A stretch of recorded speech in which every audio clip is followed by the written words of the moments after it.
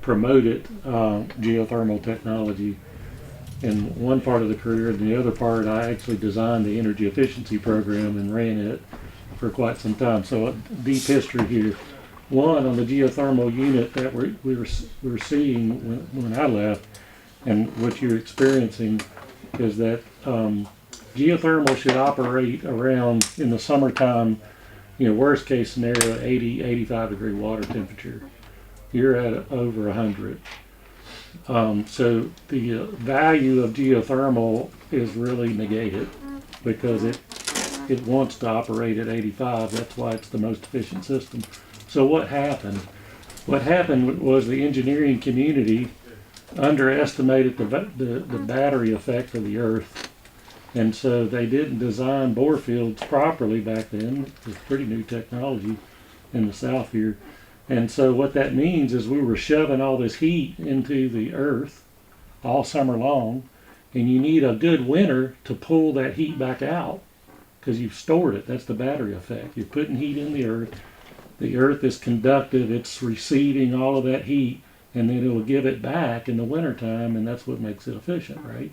Well, what happens is we're not pulling enough heat out in the wintertime, so that battery's not depleting. So every year the water temperature is going up a couple of degrees. That's why it's taking you this long to see the effect. There will be a time, and I can't tell you when, where that system will be incapable of operating because the temperature of the earth is too hot. The solution that most schools are doing is a cooling tower and a boiler, and that way it supplements what the earth is doing. It's going to reject some heat to the air and reject some heat to the earth, and it'll balance itself out. And the boiler will make up any kind of temperature difference in the wintertime. But it's coming. That's kind of the theory behind it all, just to let you know that these guys really are in an unknown situation because we don't know what the earth is going to do and how long. I mean, maybe if we have a really cold winter, it'll be good the next year. It's the only thing we can hope for, right? All right, Mike, you want to discuss North Stewart? All right. North Stewart gym roof job. I'm gonna give y'all an update. What's happening? We've had a setback, and just gotta bring it to you and what our options are. We let the bid on the roofing of the gym at North Stewart. July, we did that before July 1. Awarded the bid and ordered it to be done. The new roof. The roofers have gone in and they were starting to do the work and discovered that not all the drains, but the drains that take the water off a flat roof are filled with tar, which has gone down over the years, hardened, and they're not flowing at the rate where they feel comfortable they can put the roof on and guarantee the work. Does that make sense? Jamie, because you've done most of the talking with them. Yeah, one of the drains, there's 6 drains up there. One of them is completely clogged. One of them, they said, probably 94, 95% clogged. There were other 5, I'm sorry. Now, here's the issue. That bid that we did was for $64,000. Now they've come back, and for them to do the job, it's going to be at best case scenario is $83,000 more on the roof project. Worst case scenario, $96,000 if they have to replace it.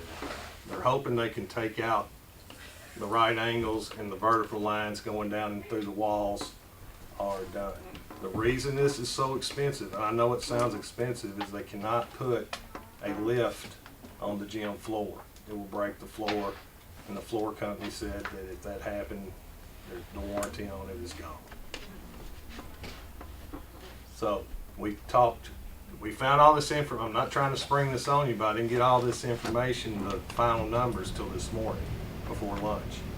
In fact, but they just gave us a rough one then. They just sent Jamie a few minutes ago what it would actually would cost. We in doing that we thought, well, we would have to rebid it, but we talked to the auditor. If the board takes action and approves it, we can go ahead and get the project completed. And it would take, once we okay the project, it would be 2 weeks. They've got to build scaffolding inside the gym. And that's for the complete roof. 2 weeks, the roof would be done, the piping and the roof. And Mike, you should also point out that when we accepted bids, they were the only people that bid. They were the only people that did it. And it was, to be honest with you, Jamie was very surprised that it came in at $64,000. I mean, we were thinking 150 to start off. I'm not telling you that because I'm just telling you that that's where we are on the project. And, you know, I wanted to inform you that we have the okay to spend the money. We have the money allocated in capital projects. I believe that was, we had 300,000, correct? Yes, sir. And we didn't spend any of that on the DOAS system. That's all been funded by ESSER. So we have the money in the budget to complete the project. I know we can't take any action, but I wanted to put it out there in case we needed to do something. What my plan was to add it to the agenda to vote on it, so we can get that out of the way and get it done. If everybody's in agreement. He just wanted to let everybody know it is. We'll have more discussion when we can have discussion about it during the board meeting, but I'll be adding that to the agenda. And we can answer questions about it, right? Yes, yeah, you can answer questions. So if y'all have any questions, I mean, Jamie can give you the technical answers. I just gave you the rundown on the way I understood it. I'm not real happy about it. I'll just be honest with you, but I wasn't happy that they didn't start the project till a week before school was gonna start. They guaranteed they'd have it done, but,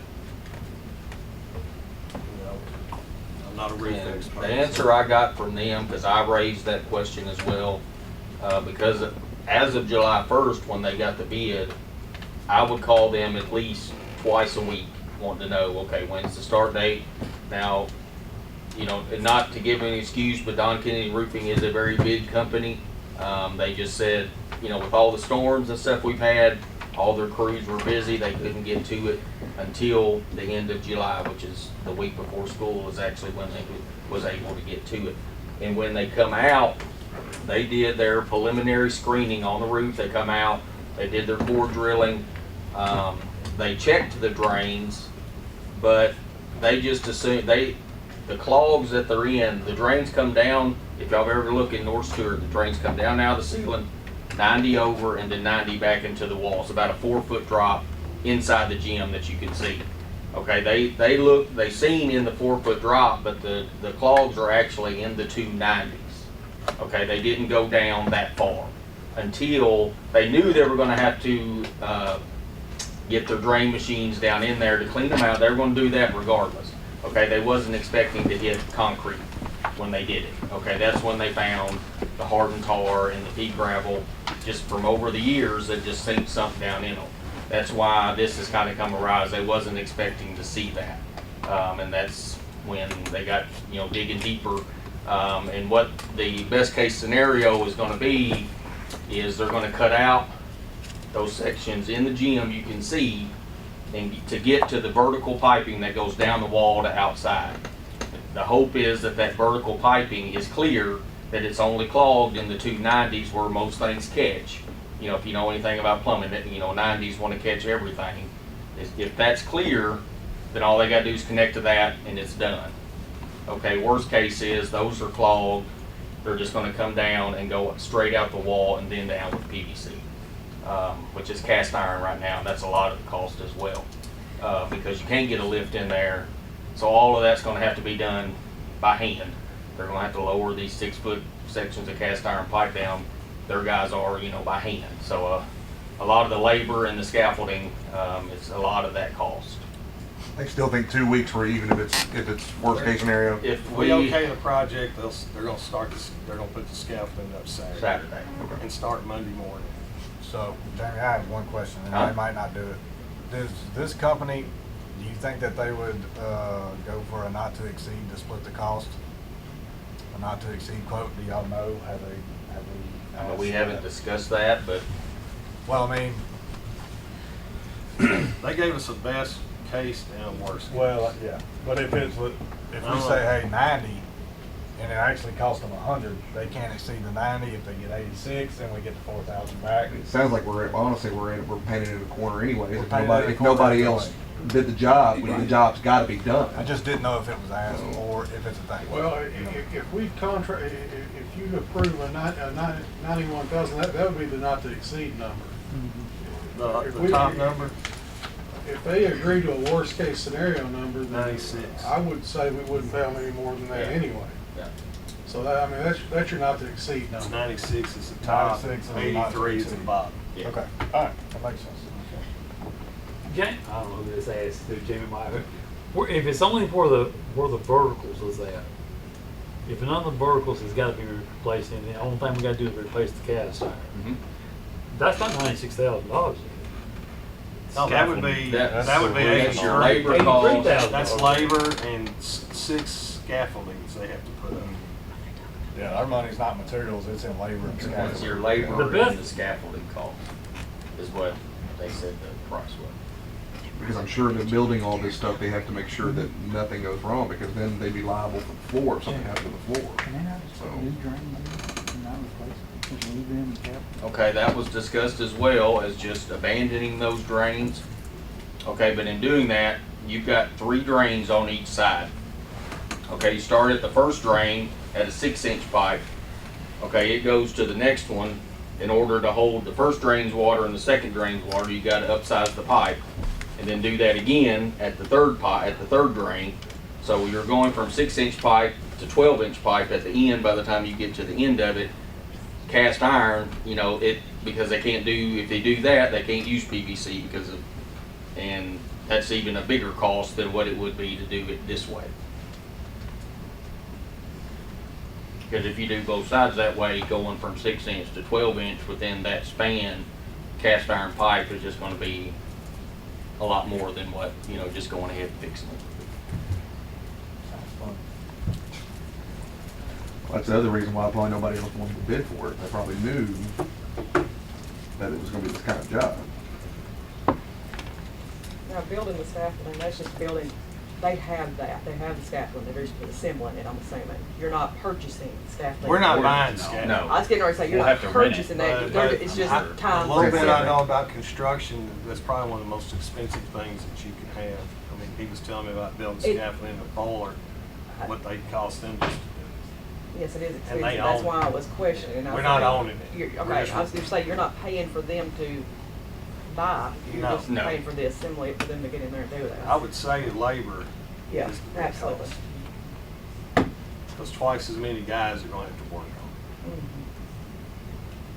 It's just it. So way- if you had a lift, they could just lift that stuff up and down, you'd have, you know, whatever they had, but they, And I contacted Sports Floors who did the floor at North Stewart, and we're about 4 months out as far as them being comfortable letting the floor settle to be able to put that type of weight on that floor.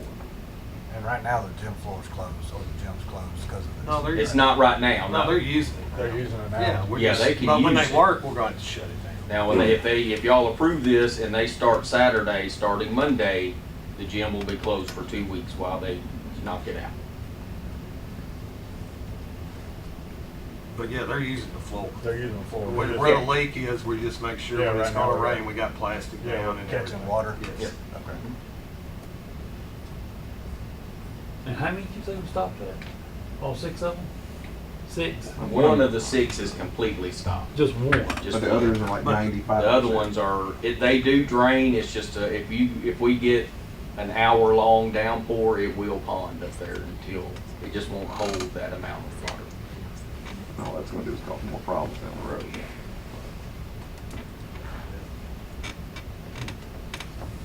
All right. I've got 4 minutes till if y'all want to adjourn this meeting and we'll have a little break before we start the regular meeting. We're adjourned.